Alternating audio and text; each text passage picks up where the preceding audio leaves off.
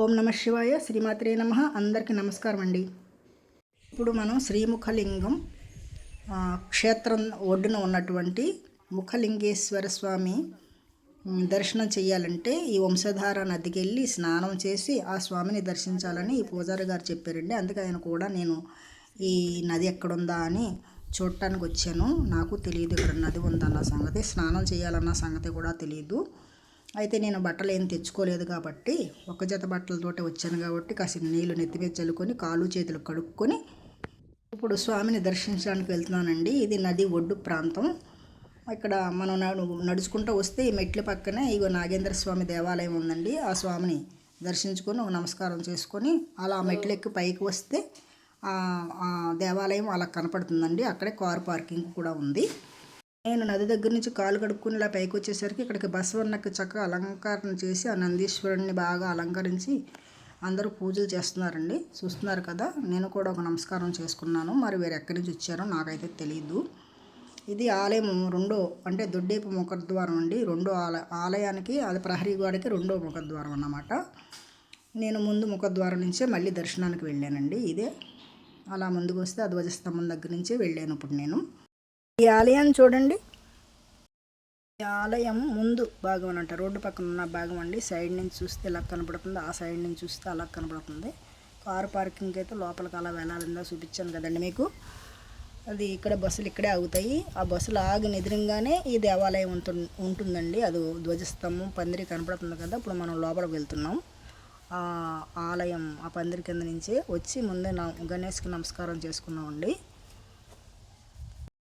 అలా విఘ్నేశ్వరుడికి నమస్కారం చేసుకొని ప్రదక్షిణ మార్గం గుండా మనం వస్తున్నామండి.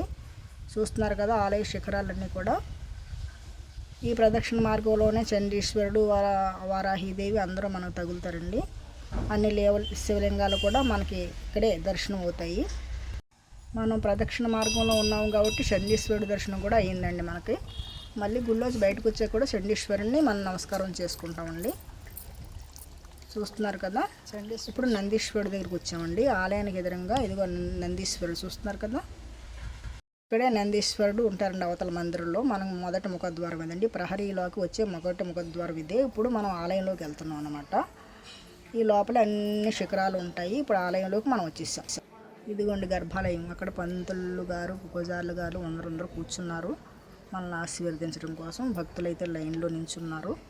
చాలా పురాతన దేవాలయం, 3000 సంవత్సరాల నాటిదని చెప్పారు పూజారి గారు. ఆ కట్టడం చూడండి ఎంత అద్భుతంగా ఉందో. లోపలైతే స్వామికి వెండి తొడుగులతో ఉన్నారు. ఈ బయట అయితే కనుక ఇలా మన సొంతంగా పూజలు చేసుకోవచ్చు. ఇక్కడ లింగం ఉందో, అమ్మవారు ఉన్నారు. లోపల గర్భాలయంలో లింగం అయితే అలా ఉంటుందంటండి. వీటికి కూడా వెండి తొడుగు వేసేసారు. దర్శనం చేసుకుని బయటకు వస్తే ఇక్కడ బసవన్నను పూజించుకుంటున్నారండి భక్తులందరూ.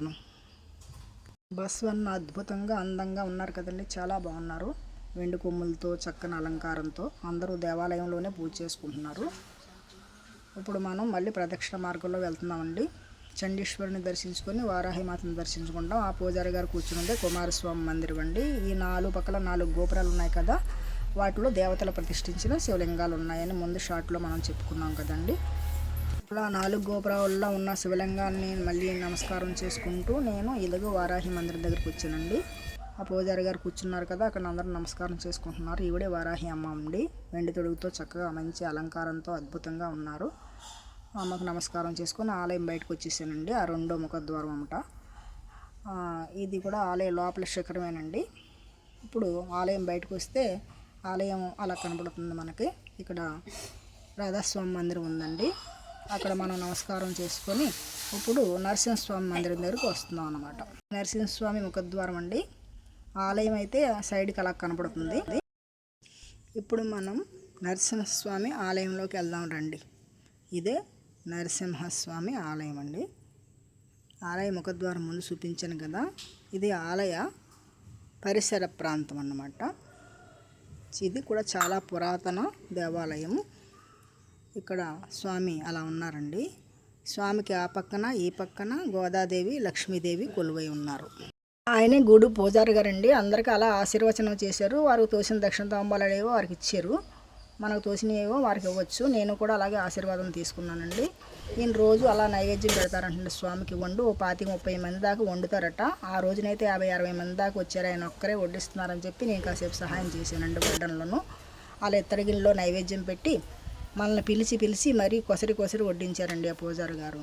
ఆయనకైతే ఆదాయం ఏమీ లేదంట. మనం ఏమైనా ఇస్తే ఆ డబ్బులనే మర్నాడు మళ్ళీ వంటకు ఉపయోగిస్తారంటండి. ఎవరో తోచింది వాళ్ళు ఇచ్చారండి అక్కడికి వచ్చిన వాళ్ళందరూ కూడాను. భోజనాలు చేసి వెళ్ళిపోయిన తర్వాత నేనైతే గుడి అలా శుభ్రం చేసేసాను.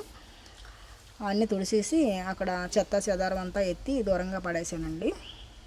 ఆ గుడి అంతా అలా శుభ్రం చేసేసి ఆయన దగ్గర ఆశీర్వచనం తీసుకొని నేను బయటకు వచ్చేసాను. ఆ పూజారి గారిది అయితే వరుస అంటండి. ఎప్పుడో 40 సంవత్సరాలు అయిందంటండి ఈ ఆలయం దగ్గరికి వచ్చి. అప్పటి నుంచి ఇలాగ అర్చకత్వం చేస్తున్నారంట. భార్య అయితే ఈ మధ్య పోయారంటండి. ఒక కొడుకున్నారట. సాయంత్రం మధ్యాహ్నం ఇంటికి వెళ్ళిపోతారంటండి. మళ్ళీ స్వామి పూజ టైంకి వస్తారంట. ఆయనకి నమస్కారాలు, స్వామికి నమస్కారాలు, మీ అందరికి కృతజ్ఞతలు చెప్పుకుంటూ